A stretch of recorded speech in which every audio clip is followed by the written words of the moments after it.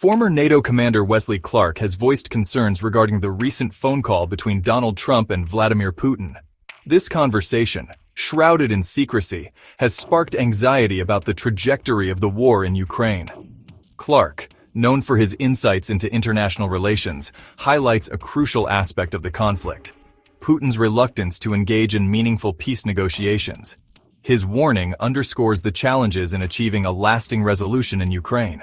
This essay will delve into the reasons behind Putin's stance and the implications for the war-torn nation.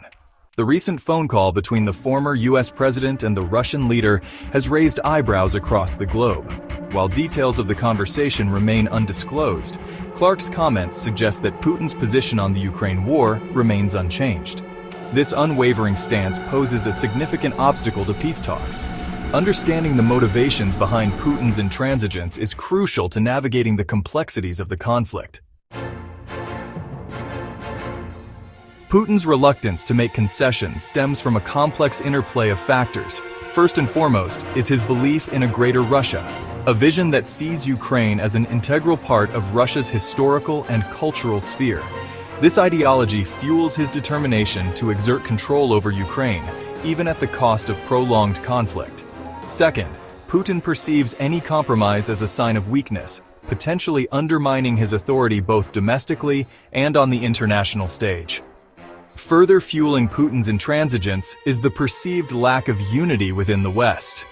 Despite sanctions and condemnations, Russia continues to find ways to circumvent economic pressure. The Kremlin views this as a sign that the West's resolve is waning, emboldening Putin's belief that he can outlast the international community's support for Ukraine. Ukraine's apprehension towards a ceasefire is rooted in the fear of history repeating itself. A pause in fighting without a comprehensive peace agreement would only serve to benefit Russia. It would allow Putin to regroup, rearm, and consolidate his territorial gains, ultimately strengthening his position in any future negotiations. Moreover, a ceasefire could lead to the easing of sanctions, providing Russia with much-needed economic relief. This respite would allow Putin to replenish his depleted military resources and prepare for a renewed offensive, potentially placing Ukraine in an even more vulnerable position. This time, Russia would be attacking from a position of strength, having used the ceasefire to solidify its control over captured territories.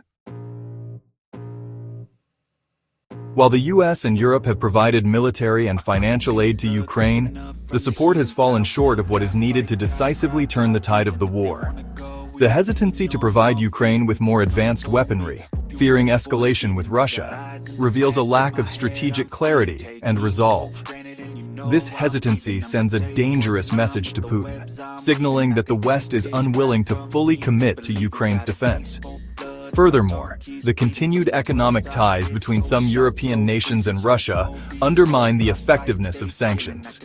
These inconsistencies in the West's response embolden Putin, reinforcing his belief that he can weather the storm of international pressure.